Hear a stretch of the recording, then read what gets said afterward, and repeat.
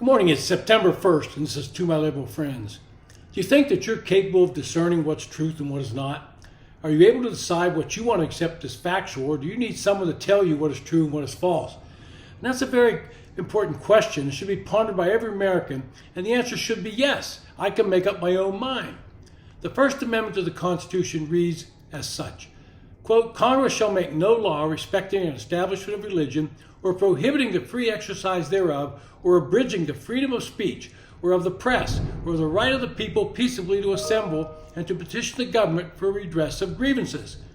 End quote. The nation was founded on the bedrock principle of free speech. That means you can say just about anything you want. It will not make it true, it will not make it false. It will be up to those listening to you to decide if it's true or false in their minds. But if some liberals have their way, you'll not be able to say what you want to say and you won't be afforded free speech. But in today's hyper-political world, politicians lie all the time and hope their audience will believe them. Adam Schiff, the congressman from California who's now running for the Senate, over and over stated that he had conclusive proof of Russian collusion. Of course, he never produced that evidence, and even after the Mueller report was submitted and published, he refused to admit that he was just grandstanding for political reasons. But now we have this underground movement that says they intend to eliminate disinformation from being said to the public. And I'm curious just how they intend to go about this goal and who's going to decide what is disinformation and what is not. That is the root of the issue and why we should all be wary of someone telling us that they will inform us what we can believe and not believe.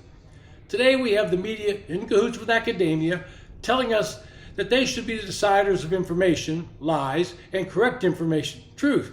There's an entire cottage industry springing up in academia on this subject, and they're telling us their goal is to purge America from any semblance of disinformation.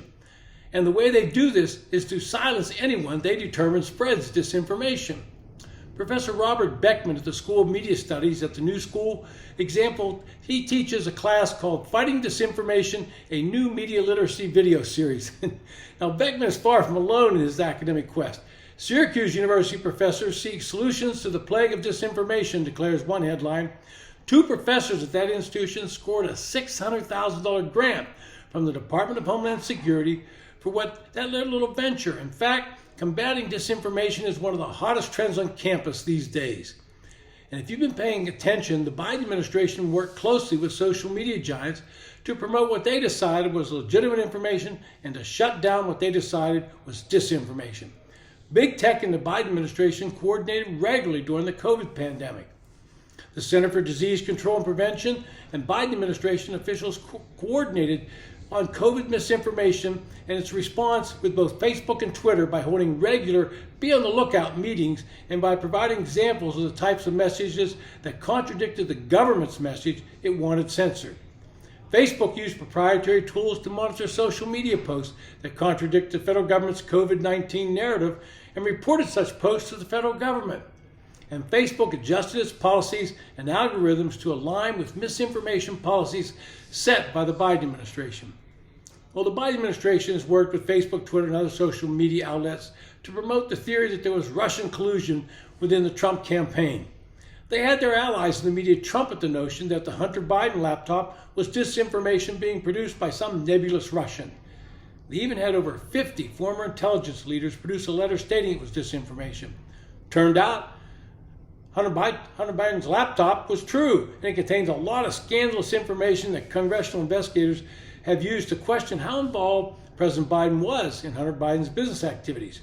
And it became so bad that in July of this year, a federal judge restricted the Biden administration and some federal agencies from communicating with social media about certain content.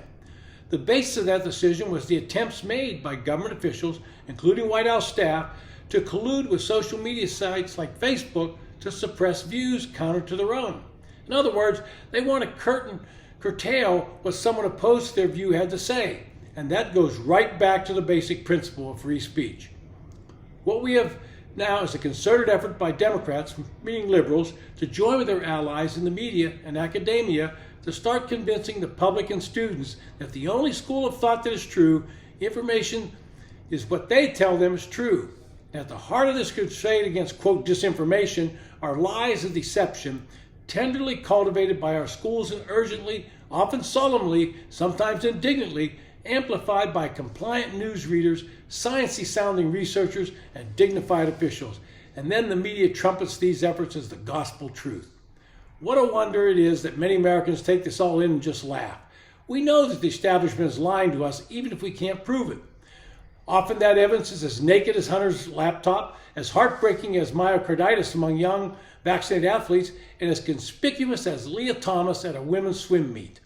The point of all this is we as a nation are succumbing to this belief that we can stifle speech. We see words being banned on college campuses, students demanding safe zones where nobody can offend them, and speakers being shouted down simply because they offer a different view on a subject. And you think it's getting better? Think again. A recent poll of college students showed a strong majority of them seem to believe that using official government power and political majorities to silence differing points of view is acceptable. When's the last time we saw that in the world? That's a dangerous thought, and we might lose our most precious freedom, the ability to express our own views. This has been To My Liberal Friends. I appreciate your listening. If you like the podcast, recommend it to your friends. If you have a comment, please leave it.